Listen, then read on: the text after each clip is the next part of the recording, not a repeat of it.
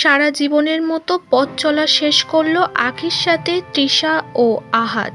আহাদ জানালো, আখি আমার সোনার ডিম পাড়া হাঁস ছিল, তবে আমি খাইয়ে দাইয়ে বড় করেছি, আর ডিম পাচ্ছে অন্য বাসায় গিয়ে।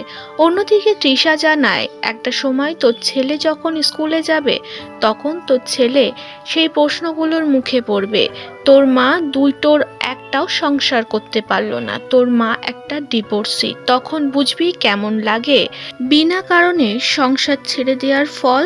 তখন আল্লাহ তোকে শেখাবে।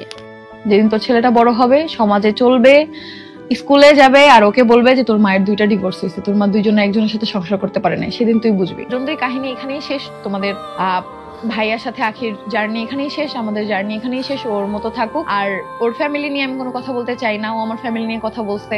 তো এই ছিল আখির সাথে আমাদের জার্নি, এখানেই হচ্ছে শেষ। সবাই ভালো থেকো। আর কোনোদিন আমাদের সাথে আখিকে দেখতে পারবা না। আয়াস আমাদের সন্তান, ওর খোঁজ নিব আমি সৎমা হিসাবে যতটুকু নেওয়ার নিব। ওর বাবা নিবে নাকি সেটা ওর বাবার ব্যাপার। আমি আকসার খোঁজও নেই, আয়াসেরও নিব যখন আয়াস কথা বলতে পারবে তখন। এখন ফোন দিয়ে ওই আয়াসের খালা আর মায়ের ভাব আমার সময় নেই যে 1 মিনিটের জন্য যদি আয়াসকে দেখার জন্য কল দেই, লাইভে এসে আমাকেই তো কল দেয়, দিলাম না কল, সমস্যা কি? আয়াস বড় হইলে তখন আয়াসের সাথে যোগাযোগ করবো, কোনো সমস্যা নেই। আর এখন যতদিন আমাদের পেজ ঠিক না হবে, আমি 3000 টাকা করে খরচ দিব, পেজ ঠিক হলে আমি খরচটা বাড়াই দিব। আমার নাকি একটা স্বর্ণের ডিম পাড়া হাঁস ছিল।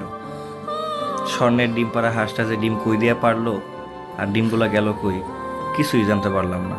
মাঝখান দিয়া হাঁসটা শুধু শুধু বৈশা নিয়ে আমার খাবারগুলা খাইয়াই শেষ করে গেল।